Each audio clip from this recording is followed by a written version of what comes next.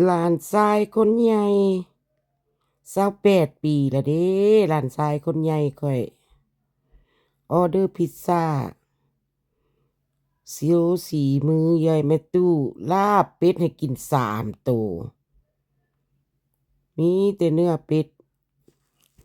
กับต้มหนังซอยหนังใส่หนังเป็ด3 ตัวแล้วก็ต้มแกงใส่หัวปีอีกเนาะพิซซ่าเค้กให้เพิ่นสะพายเพิ่นเฮ็ดแล้วเรียบร้อยกับแม่เพิ่นแล้วจังโทรเพิ่นมาลาบเป็ดแซ่บแซ่บพี่น้องเอ้ยแม่ตู้โซสีมือเนาะ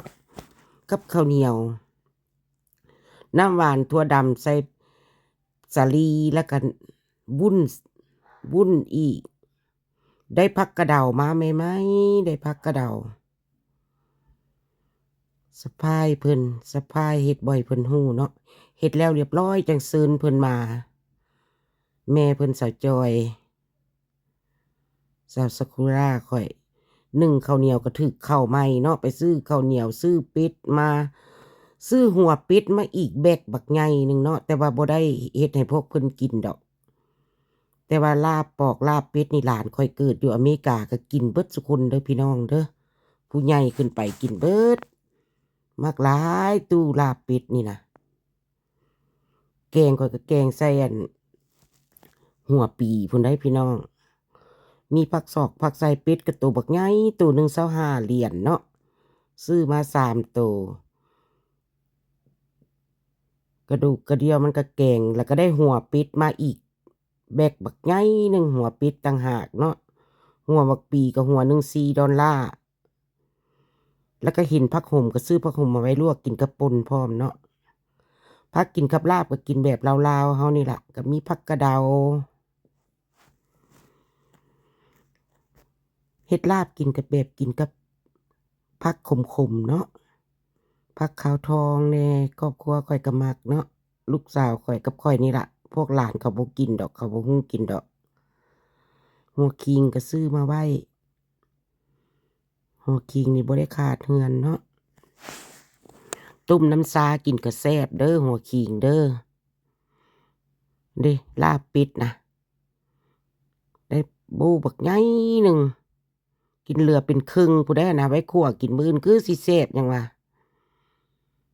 คนบ่พอจักกี่คนหนึ่งหลานชาย2-3 คนนึ่งข้าวเหนียวอีกข้าวเหนียวใหม่นึ่งข้าวเหนียวใหม่3-4 ติ๊บแล้วซุปก็เต็มทึด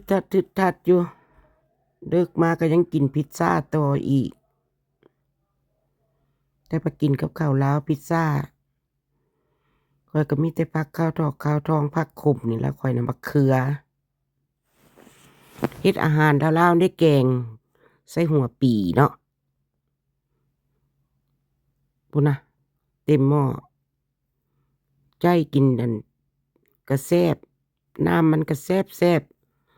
ใส่น้ำบักขามพร้อมเด้อเวลาเฮาแกงใส่หัวปีเนาะลาบสวด3ผู้โว้เป็ดก็ตัวใหญ่ๆตัว25 เหรียญก็ดีหัวเป็ดก็ราคาเท่ากันบ่เท่ากันนี่บ่หรือว่า$23หัวมันซื่อๆน่ะแต่ว่าตูเป็ดมันก็มีแต่ตูดกี่ตุ้ยอย่าแม่นโซสีมือคักยังว่าข้อยก็ดีฮู้ว่าหลานมักเนาะอย่าว่าแม่นคักยังว่าแล้วก็เฮ็ดน้ำบานอีกมาเด้อมากินลาบเป็ดน้ำข้อยเฮ็ดก็แซ่บอยู่เด้อพี่น้องเด้อข้อยบ่ได้ปิ้งเอาเด้เพราะตู้นี้เราปาดเอาเนื้อมันโดยตรงปิ้งแล้วเราจังมายำเนาะแต่ว่าข้อยหั้นยำแล้วเรียบร้อยเนื้อมันแล้วข้อยก็เอาไปคั่ว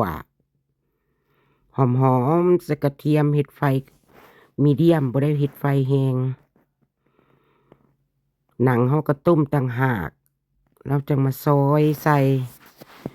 บักนาวข้าวคั่วหัวหอมใส่โอ๊ยจะแม่นคักยังวะ โดนๆก็เฮ็ดกินเทื่อหนึ่งพี่น้องบ่ได้เฮ็ดตลอดดอกเนาะบักผักไส่นี่ก็บ่ให้เว้าขมแท้ขมว่าเด็กก่อนผักกระเดาอีกหวานเป็นล้มขมเป็นยาเนาะพี่น้อง